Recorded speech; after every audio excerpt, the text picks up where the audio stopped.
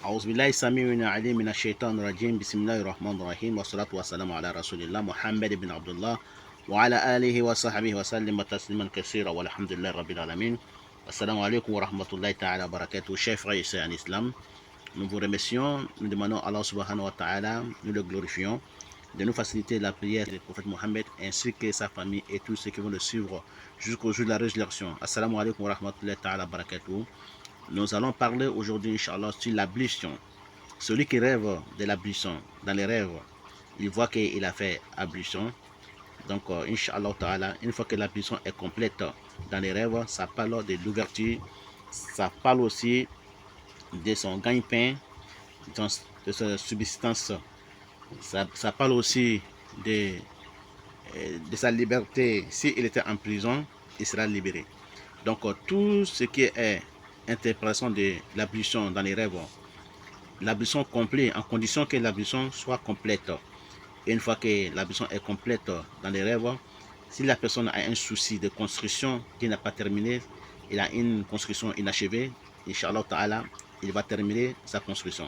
Et si la personne aussi avait un projet de voyage, de visa pour aller en Europe ou n'importe où, il va entamer un voyage, la personne, Inch'Allah, il va entamer ce voyage. Ce voyage-là va réussir dans sa main.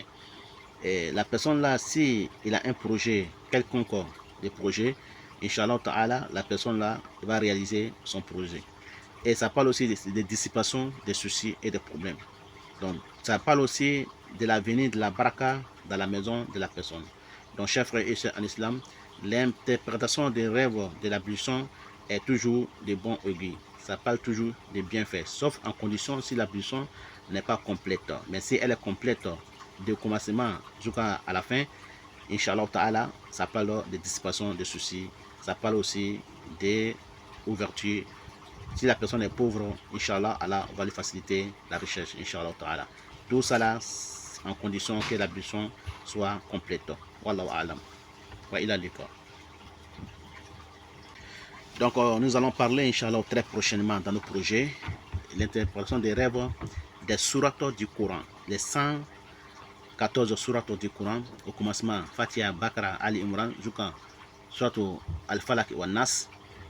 Donc, nous allons interpréter les rêves des sourates du Coran.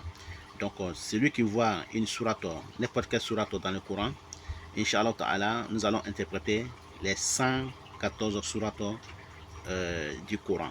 Donc, qu'Allah fasse qu'elles soient bonnes pour moi et pour vous. Donc, ça, c'est notre projet très prochainement. Donc, qu'Allah fasse qu'elles soient bonnes pour moi et pour vous. Wallahu a'lam.